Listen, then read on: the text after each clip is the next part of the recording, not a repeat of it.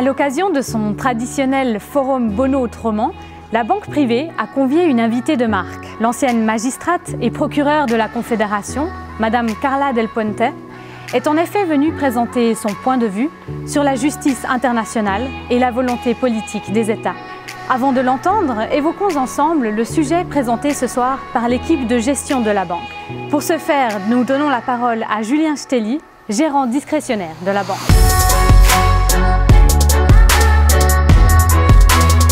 Avec la montée du populisme, avec le cas sur le budget italien, le Brexit, l'Union européenne vit des heures difficiles.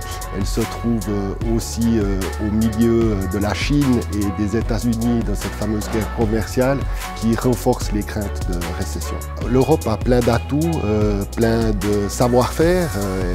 Elle est par exemple très forte dans la production industrielle, dans le secteur automobile, mais l'Europe est clairement en retard dans les technologies, dans tout ce qui est social media, cloud, e-commerce.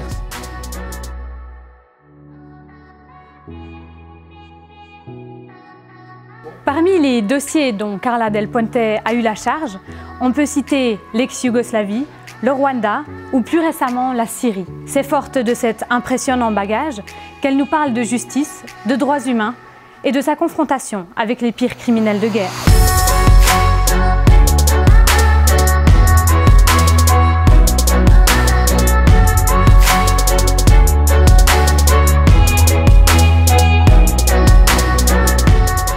Avoir confiance dans la justice internationale.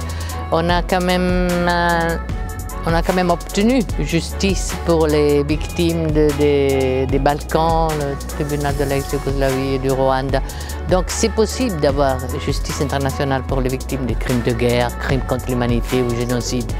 Mais naturellement, il faut y croire. Le plus beau succès, c'est chaque fois qu'on arrive à obtenir la condamnation d'un criminel de guerre, n'est-ce pas?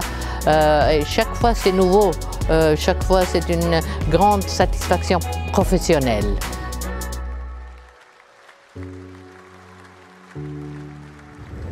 On sort forcément bouleversé d'un discours sur les crimes de guerre.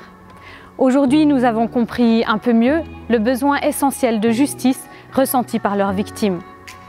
Espérons donc que la volonté des États sera assez forte pour sortir la communauté internationale de l'impasse syrienne.